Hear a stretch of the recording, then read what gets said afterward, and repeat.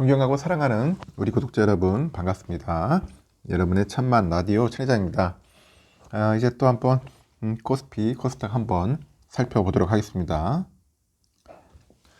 코스피는 좀 빠지고 있어요. 0.3% 정도 내외 빠지고 있는데 변동성이 상당히 강한 것 같습니다. 보니까 오르락 내리락 하는데 개인들이 한 1049억, 기관 애들이 한 295억 정도 매수하고 있어요. 외국인들이 좀 팔고 있습니다. 1318억 정도 현재 매도하고 있어요. 삼성전자 한 200원, 200원 오르고 있고 나머지들은 좀 많이 빠지네요. LG엔솔 3.4%, 삼바 2.5, 하이닉스 0.4, LG화학 2.2, SDI 2.5, 우선주 1.2, 현대차 0.5 이렇게 빠지고 있고요. 네이버는 2.7% 오르고 있습니다. 기아는 0.3% 정도 떨어지고 있고 카카오 1.7, 포스코홀딩스 0.1 이렇게 오르고 있습니다. 빠지는 종목들이 좀 많아요. 생각외로. 코스닥은 0.42% 정도 오르고 있는데 개인들하고 기관들이 좀 사고 있고 외인들이 한 322억 정도 매도하고 있습니다. 셀트리온 헬스케어 0.1%, 카카오게임즈 2.6, HLB 1.5, 펄어비스 0.4, 리노공업 0.4, 셀트리온 제약 0.9, 첨보가 0.1% 오르고 있고 떨어지는 종목은 에코프로비엠 1%, 그리고 LNF 2.2, 에코프로 1.1% 정도 현재 빠지고 있네요. 뭐 오르는 종목도 있고 떨어지는 종목도 있고 그래요. 지금 약간 뭐 오르내리는 것 같아요. 지금 오르내리는 그런 모습을 현재 보여주고 있습니다. 지금 또 그리고 일본은 어떠냐? 일본은 현재 약보합으로 0.06% 정도 조금 오르고 있네요. 잠시 한번 볼까요? 우리 또 지난주 또 미국 지난주 금요일에 미국 증시는 뭔가 견고한 그런 고용지표 결과 발표로 인해서 장 초반에 하락을 보였죠. 그러나 그 물가 압력은 정점에 달했다는 분석이 나오다 보니까 시장은 다시 상승세를 보였고 혼조세로 장을 마쳤어요.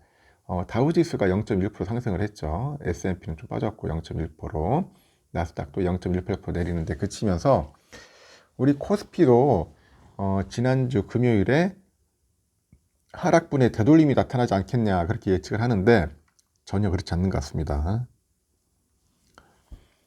다만 일부의 전문가들은 금리 인하에 대한 기대감이 증시에 대부분 반영이 됐고 외국인의 차익 실현 매물 압력이 높아지고 있다는 점을 고려했을 때 보수적으로 시장이 접근해라, 보수적으로 그런 의견을 내놓고 있어요. 일단은 한국 증시는 지난주 금요일 외국인의 대규모 선물 매도 여파로 하락을 했습니다. 특히 마이크론 하락 여파로 반도체 업황에 대한 우려가 부각되다 보니까 한국의 반도체 기업들을 중심으로 해가지고 외국인하고 기관의 그 대량 매도가 유입된 점도 지수 하락폭을 확대를 하는 것 같더라고요. 이런 가운데 미국 증시가 장 초반 하락을 딛고 오름세를 보였다는 점은 국내 증시에 긍정적이라고 하는데 견고한 미국의 고용보고서 결과에도 세부 내용이 부진해가지고 FED의 공격적인 금리 인상 기조가 재부각될 가능성이 좀 완화된 덕분이다. 뭐 그런 이야기가 있습니다. 필라델피아 반도체도 보니까 3% 가까이 하락하다가 장 후반에는 또 반발 매수세가 유입이 되더라고요. 그래서 1.19% 하락에 그쳤고 시진핑이 그 오미크론이 덜 치명적이라고 언급하는 등 중국의 제로 코로나 정책 완화 기대감이 높아진 점도 우호적이다. 그렇게 보시면 돼요. 중국 경기에 대한 우호적인 영향 때문에 그 한국의 대중국 수출 기대감을 높일 수 있고 이를 고려했을 때 이날 국내 증시는 금요일 하락에 되돌림이 유입될 가능성이 크다고 보는 것 같습니다. 글로벌 증시는 통화정책 금리 인상 컨센의 변화에 일희일비하는 것 같은데 제롬 파월 연방준비제도 기자회견이 산타랠리 기대를 자극했다면 지난 주말 양호한 고용지표 결과 이후 실질 내용은 부진했다는 이유로 장중 낙폭을 대부분 만회를 했습니다.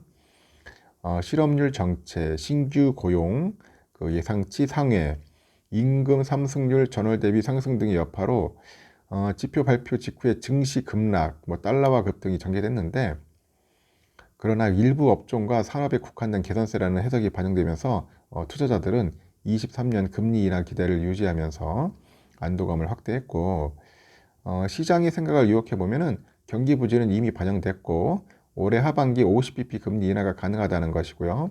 이 두 가지는 그대로 양립할 수는 없지만은 시장은 보고 싶은 것만을 보고 있다.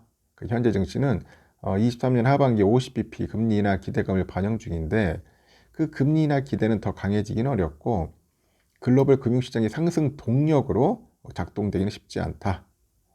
그래서 9월에 FOMC에서 제시된 그 점도표 기준 23년과 24년 기준금리 갭이 70bp라는 점을 간과해서는 안 된다. 그런 거죠. 70bp. 당분간은 차익 실현 매물의 경계감을 높여야 할 시점이라고 다들 그렇게 얘기를 하네요. 많이.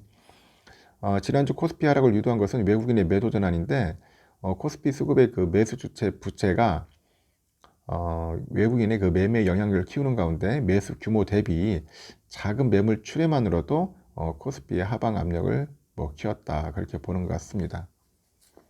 요즘 반도체 2차 전지 섹터가 약간 좀 힘이 없어요.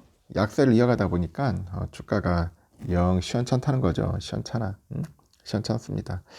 일단 우리 삼성은 그래도 잘 버티고 있어요. 워낙 많이 빠져가지고 제가 볼 때는 그래도 한 65,500원 이상은 충분히 잘 버틸 것 같습니다. 버티가면서 갈 것 같고 외인들은 일단 팔고 있어요. 한 4만주 정도 팔고 있습니다.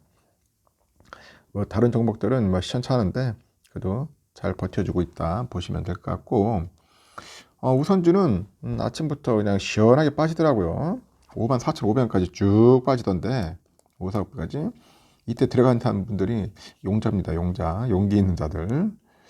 하여튼 쭉 빠질 때 들어가야 돼. 왜냐 그 회인들이 막 겁나게 팔아 아침부터 그냥 23만 원 그냥 확 집어 던졌습니다.